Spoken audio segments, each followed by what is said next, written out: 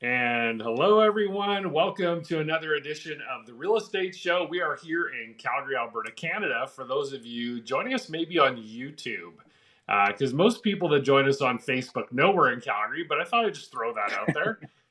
How is everyone this week? Doing Good. fantastic. Yeah. Yeah, and Natalie, our Christmas tree is up. Would you say you're ready for Christmas? Everyone says that. Are you ready for Christmas? Are you? No, not even close. I The tree is half decorated, which is pathetic in a house with a stager and designer. well, because you're helping everyone else, not yourself, right? Well, exactly. Yeah. How about you, Exactly. Jaden? Well, it's a great thing about being a man at Christmas time, especially when you're married to a wonderful woman. They like everything just kind of happens, right? And Yeah, so yeah. we're as prepared as I'm going to be. Maybe there's more preparation to be done, but I'm totally unaware of it. I love it. I love it. I feel the same. I do have some presents I need to buy, but oh yeah, it's only what is it, the 15th? We got like another 9 days to do that as Plenty guys, of time. Yeah, no problem. right? All right, well, let's get to our stats in the teas for today. I know Jaden's, I'm sure, going to be talking about the stress test news, but first, let's get to our weekly stats and wowzers. Uh, is one way to look at that. I mean, I guess I'm not super surprised leading up to Christmas and New Year's and the holidays that we're at 152% sale to new listing ratio because nobody's apparently wanting to list their home right now. I mean, I think it's a great time because you can avoid Christmas showings and all that. But look at that. I mean, that's crazy. 114 new detached listings, 174 sales, 174. For that 152 sale to new listing ratio, 42 days on market, which is the same, I believe. I'll have to double check the next screen here. Price reduced only 74. When you don't have any listings on the market, I'm shocked there's any price reductions, but there's still people that are overpriced. Our active detached at 1,211, and then we're 2,419, so really 2,400 for total active listings. Again, if you've never seen this show before, we don't include pendings, but you'll see that number on the next screen. So pretty crazy. Natalie, do you think people should list their homes early in the new year? Absolutely. Get a jump. Do it now. Yeah, right. Well, I think what's going to happen is that we're going to see some listings in the new year, hopefully, for our clients that Mhm. are looking. But I think spring will be crazy again. I heard on Global News this morning because we turned that on as we're getting ready in the morning, Jaden, and the reporter was saying, yes, Calgary's spring real estate market not expected to be like the last 2 years where you had to write multiple offers. I'm like, dude, you have no clue what you're talking about. Like, it's happening right now, right? When you have this limited supply, it's going to happen. So anyway, let's look at our next slide here. So when we look back at last year, the same week, sales are down significantly. New listings are down right around 12% there. So our active listings are only 17.75% down, which is one of the lower numbers we've seen. So we're starting to close that gap a little bit compared to last year.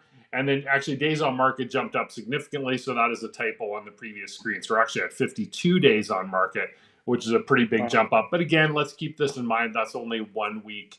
And we always caveat all that we talk about on our weekly show that it's only 1 week in time. But certainly some very tight market conditions going on. Jaden, over to you and tell us about everything mortgages and all the news with the stress test today. Yeah, and so basically, we're seeing little things come down on the fixed side.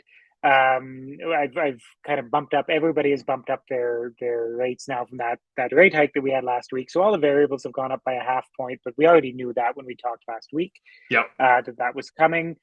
Small decreases on the fixed side, and one of the interesting things that I'm seeing out of that, plenty of my clients sending me letters that they've gotten from their lender saying, would you like to switch to a fixed at this, these great rates are coming down because I think they've anchored the 5.6, 5.5% in people's minds. And now all of a sudden a 4.77 doesn't look so bad, right? Right. So, what we're seeing there that's really interesting. I was reading an article today that Scotiabank was offering cash back for people to switch from adjustable to fixed. Oh my And so gosh. they would give you, they would give you $1,500 cash back to make that switch, That's it. which is, but it's unheard of, right? And so Right. Yeah. what does that tell you? What do the economics of that tell you? That Yeah. they're making well more than $1,500 over the next 4 or 5 years for you to switch over to that fixed rather than staying in the adjustable. I would Yeah. say the big banks are expecting, like I'm expecting, to see a relatively large, rates falling off within the next 18 months or so. So Yeah. that's kind of status quo on that. As for stress test OFSI, basically we're looking at status quo. We were hoping as an industry that maybe they would look at these rates and say, okay, that 5.25, that's a good qualifying rate. Right. But right now what they're doing with that 4.77 is putting it up to qualifying at 6.77. And so we were hoping what they would do is say, let's use 5.25 or anything over that. We'll just use that rate as the qualifying rate because we think we're very either at peak or very close to peak. Right. But OFSI is incredibly conservative, hugely conservative in their thinking, and they decided to go ahead with that whatever your rate is plus 2%. We've been dealing with that for 6 months now, basically, when that changeover happened. And we're just going to continue to go through that in the new year. As rates come down, you can expect that 5.25 to continue, although they have said they're in consultation with industry partners to see how they deal with that in the new year. Quite often that means they consult to tighten things a little bit more, but I'd hate to speculate without having any more information on that until the new year. For now, status quo, we'll keep on as we were before. Yeah. Okay. Thank you, Jaden. And Natalie, over to you, because we talked about, because everyone's talking nowadays about, what are the trends for 2023 for colors. And so today you wanted to talk about some kitchen and backsplash trends. Absolutely. Absolutely. Well, I mean, we're coming into the new year, so a lot of people are thinking about doing renos on their houses in the spring, like after the Christmas craziness. So some things to keep in mind. Really, the trend is sort of moving away from the all white and sort of the gray. It's going into warmer tones. I think post-COVID, everyone was sort of, locked in their house and they want something that makes them feel a little cozier. So you're seeing still a lot of the blues, sage green, those kind of colors in the house, and warm tones like two-tone, as we have in this upper slide. You could do, the white on the top and then do a warmer wood base or island or whatever, and it just warms up the space. The other thing is black is always popular, and it has such a moody look. It's quite lovely. And they're also That's exactly really what I was thinking. It's so moody. I love it. Moody just makes you want to cook, doesn't it? Yes. The other thing is that it's moving away from the glossy look. Like it's going with more of a matte or a satin finish, which quite frankly is easier to clean as well, right? Like a high gloss shows every fingerprint, all that kind of stuff. So, okay, can we move to the next slide? Thank you.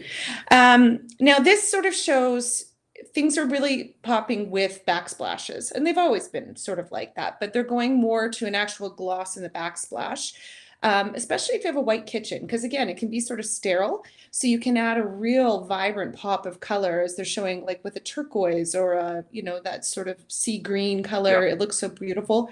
Or something with, any kind of pattern, like a backsplash, like a herringbone, like they have here, something that's got the mosaic patterns, that kind of thing. And the gloss just sort of shines it up. So it can really, really add a lot of texture to a space. So, and it's a nice contrast with a matte finish.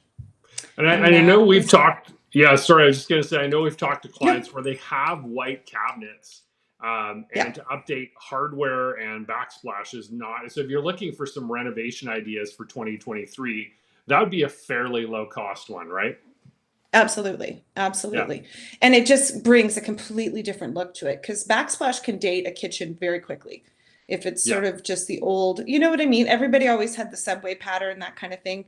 That's sort of more of a builder grade at this point in time. So you want to add something that has a little bit of flair. I think with a white cabinet in particular, I would always go with a black hardware, something sort of squared off, looks really modern. It just updates it a lot. You could also go with something like vintage brass, which looks beautiful. Like the gold just really adds a warmth to a space. Mm-hmm. So Mm-hmm. lots of different options that way. Awesome. And reach out to Natalie, and she can answer any of those questions that you might have. And then to cap things off today, so this little production studio I have on my iPad, I cannot read it on there, but here are some community events. Jaden, have you guys been out to anything? Have you gotten out to any of the Christmas events around Calgary? Yeah, so we've done Heritage Park with some friends, and it was just fantastic. A little cold on the day that we went, so we zipped through, but we'll definitely be back before Christmas. And planning to go to Zoo Lights. We love Zoo Lights. Elijah is just that's the perfect thing for a toddler to go to. And Yes. we really are interested in Glow because it's Zoo Lights without the cold, right? So Yes, Yes. and that's the one. That's the one I'm most interested in. As you know, I have a severe disdain for very cold weather. So, so we got story time at Heritage Park until December. Oh, sorry, that one's December 14th. So that one is done. And then we have the Berry Merry Holiday Party, and that's at Zoo Lights. The free public skating still on. Santa's Enchanted Forest at South Center.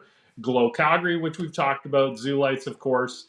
The Immersive Nutcracker, and this is happening at BMO Center, and then Legacy Christmas Lights. So if you're, whether you're in South Calgary or not, we're obviously Southwest Calgary, so that's something we may want to go check out.